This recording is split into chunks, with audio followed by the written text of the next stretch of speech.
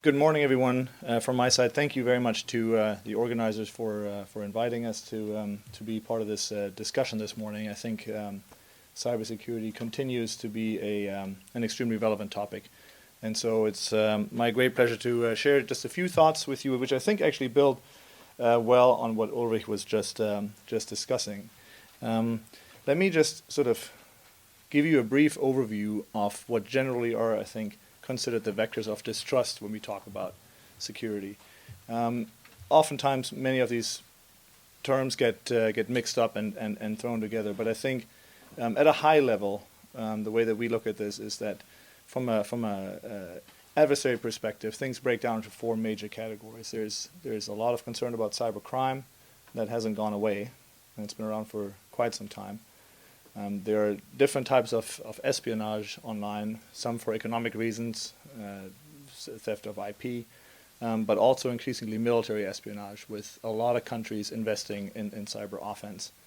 And then finally, there's at that level also not just the espionage piece, but also actual cyber conflict, which is something that we worry about a great deal. On the flip side of this, I think there are a number of concerns that governments, regulators and users actually have, and I think those also tend to break down into sort of four main categories. And so when we talk about technology and the security of the supply chain in the technology, there tend to be concerns about distrusted countries at the higher levels, and in particular also a focus on some distrusted companies, which then breaks down into particular products or offerings being distrusted.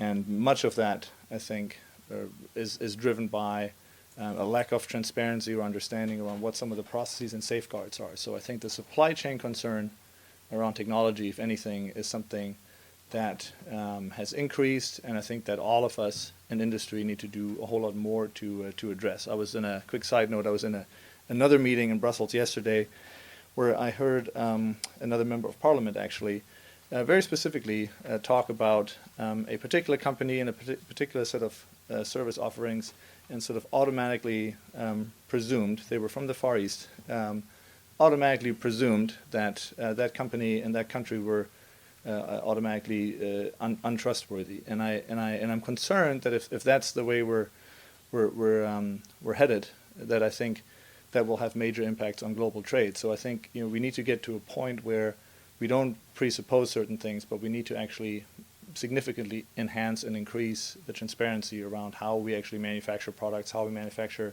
code, to be able to provide that assurance. We're doing that here in Brussels specifically, just from a Microsoft perspective. We opened a transparency center earlier this year where we actually provide access to our source code to a large number of governments, which are part of what we call the government security program at Microsoft, and they're able to review and test it and really sort of look very closely at the code. But that's just one example. Others in industry are doing similar things, and I think that's what we need to invest in more. And so with that in mind, I wanted to kind of come back to the topic of today's session, which really is sort of trying to figure out if there is indeed a balance, and what that balance looks like between security and effectiveness, or security and innovation. And so what I outline here is just for a moment trying to understand what is the cybersecurity landscape that we're trying to protect.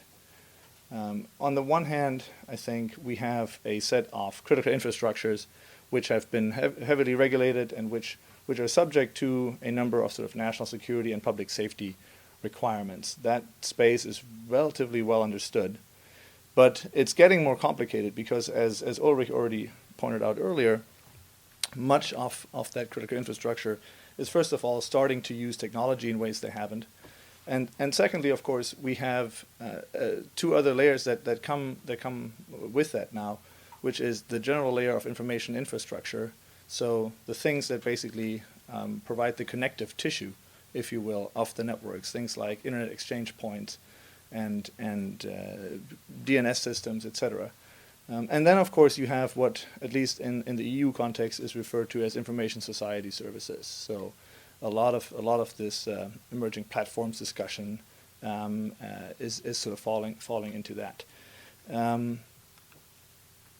And just at at a higher level, if you will, at a simplified level, if you had to break it down, the critical infrastructure space is mostly sort of physical infrastructure. It's asset-based, whereas ISS, Information Society Services, is more virtual and more functions-based. And so that, I think, has certain implications also for policy. And you mentioned the NIS directive, and I'll get to that in a moment.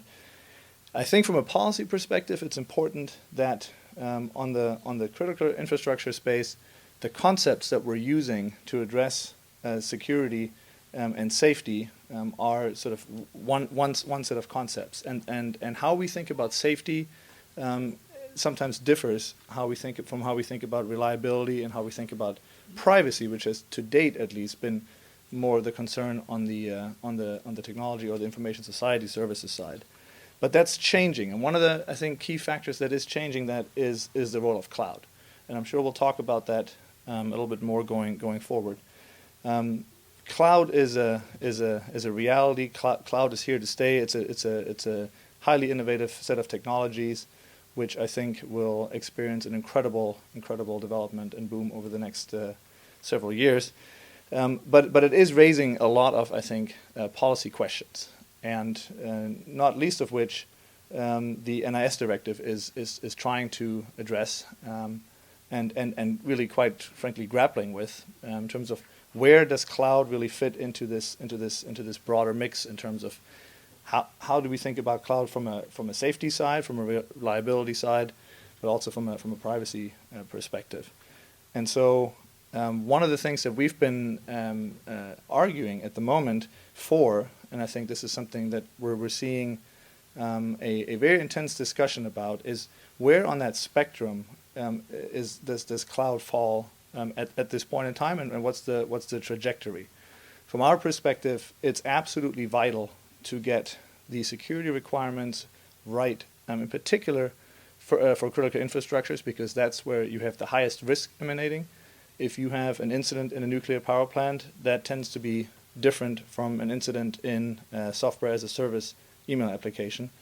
And so I think understanding what the risk spectrum is and focusing on the greatest risk is critical. That does not mean that what we're seeing on the information society services side or the broader cloud computing side should be ignored. And so the question is really, how can we get to this point where we have a set of requirements for those sectors without actually limiting innovation, without burdening, in particular, smaller and medium-sized companies and innovators with requirements that really are different or should be different from what we're talking about when we talk about critical infrastructures.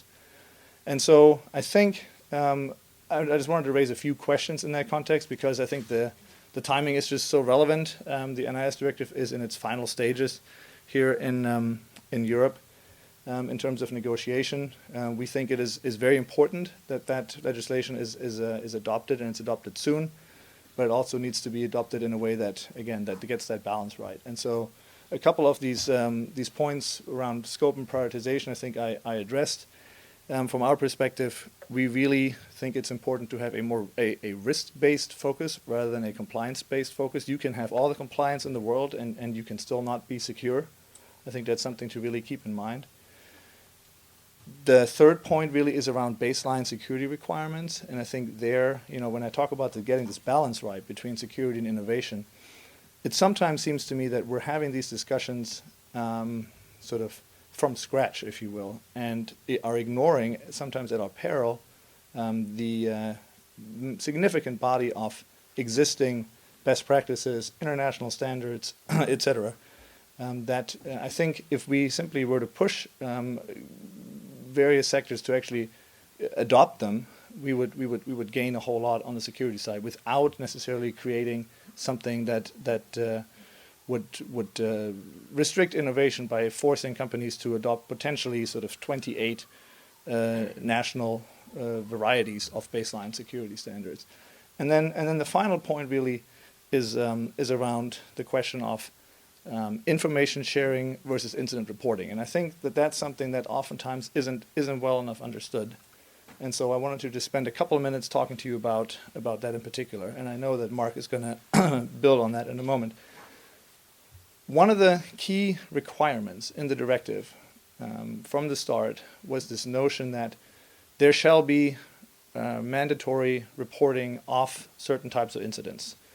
Not entirely clear to this point what the thresholds are in terms of what incidents need to be reported, and also not entirely clear who should report to whom.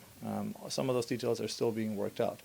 That said, just from a broader sort of conceptual standpoint, it's really important, I think, to understand the difference between regulatory incident reporting, which is inherently backward-looking. It's about creating statistics and certainly potential for follow-up actions, but it is not preventative.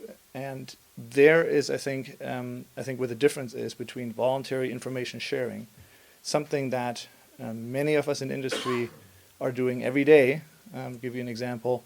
Microsoft works with the FS-ISAC, Mark's former outfit, on a daily basis, really, to share under a voluntary program our cybersecurity threat intelligence with the, 6,500 members, I think, of the FS-ISAC. I think that's just sort of one example. There are lots of other ways that we share that threat intelligence data. And again, many others do similar things. And that enables sort of a collaboration among trusted parties, which actually gives you sort of a rich set of discussions around key incident information. And I think what would be really unfortunate is if we simply go about incident reporting and make it a compliance exercise, as some have proposed, you actually limit the ability to have this voluntary broader exchange. Because the moment, I'm not sure any lawyers in the room, but the moment you have lawyers looking at what type of information you can share, you can bet on the fact that that information will automatically just shrink down to a subset of what this broader information sharing might entail. Did you have a question, Ulrich? Just 1 minute. I'm wrapping up. And so I think getting this right, this notion, how do we preserve what already exists? How can we build it out while addressing some of these very valid concerns from a public safety perspective, in particular when we're talking about critical infrastructures, is absolutely critical. And we do think that we're seeing an emerging cybersecurity consensus around that. I think we do generally have a better understanding of what the threats are today. I think there is a growing understanding of the difference in the cybersecurity landscape, how requirements for critical infrastructures differ from those for information society services. And I think cloud, again, just to come back to that, is a really interesting one. I'm sometimes asked the question, is cloud a critical infrastructure, or does cloud pose a systemic risk? And I think it's an extremely interesting question. I don't think we're there yet, but I think we're on a trajectory where we could end up there. And so I think we need to make sure that we put in policies today that are flexible enough to allow for sort of a phased approach, if you will, and that allow us to address the risks that we very clearly have today, and that we're seeing emerge in the future. And so I think I'll end there and look forward to our discussion. Thank you.